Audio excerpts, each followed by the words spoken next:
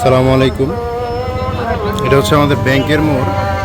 ব্যাংকের মোড়ের এই জ্যামের এই অবস্থা, একবারে মহিলা কলেজ পর্যন্ত হয়তো এই জ্যাম গিয়েছে, এবং এটা কোথায় গিয়ে ঠেকেছে এটা আপনাদের একটু দেখাবো।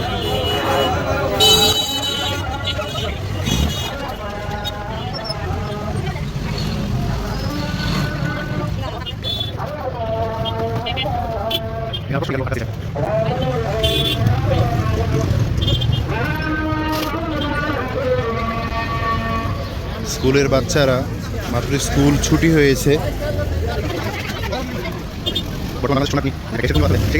বর্তমান বাংলাদেশে সোনার খনি, যেটা গ্যাসের খনি বলা চলে, সে গাড়িও আটকা পড়েছে এখানে।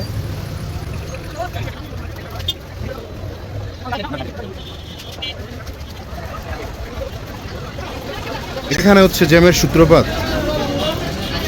আমাদের একটা ড্রেন যেটা শীতলক্ষায় মিলিত হয়েছে, দীর্ঘদিন আগেই এই কাজটুকু সম্পন্ন হয়েছে এবং বাকি এই কাজটুকু আছে।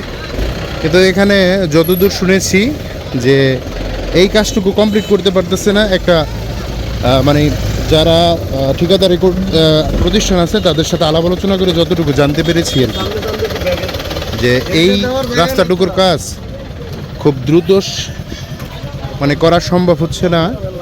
আপনার এইখানে দেখেন,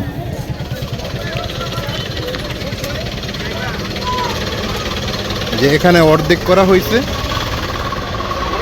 আর আরেকটা বিষয় মানে করতে পারতেছে না, ওই যে সামনে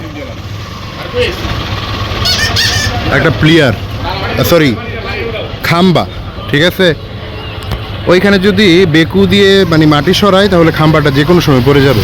তো কর্তৃপক্ষ দাবি করেছে যে আর কি বিদ্যুৎ অফিসের কাছে, যে এই খাম্বাটা সরিয়ে দিলে তাহলে দেখা গেছে এই ড্রেনেজ ব্যবস্থাটা খুব সহজে করে ফেলতে পারে। কিন্তু পল্লী বিদ্যুৎ এটা সরাচ্ছে না, আর এটা সমাধানও হচ্ছে না। আর সমাধান না হওয়ার ফলশ্রুতিতে আপনারা তো দেখতেই পাচ্ছেন যে কীরকম জ্যাম। এই জ্যাম একদম বটতলা ছাইরা, তারপর ওইদিকে, আর এইদিকে একদম পৌঁছে গেছে আর কি মহিলা কলেজ পর্যন্ত। তো আমি আশাবাদী খুব দ্রুত আমাদের উপজেলা প্রশাসন এবং যারা এই ঠিকাদারি প্রতিষ্ঠানের সাথে জড়িত আছে তারা যেন খুব দ্রুত এই সমস্যার সমাধান করে। কারণ সবচাইতে ব্যস্ততম মোড় এবং সবচাইতে ব্যস্ততম জায়গা হচ্ছে আমাদের বাস স্ট্যান্ড। এই বাস স্ট্যান্ডে এই সমস্যার সমাধান যদি খুব দ্রুত হয় তাহলে জনমনে শান্তি ফিরে আসবে। ধন্যবাদ সকলকে।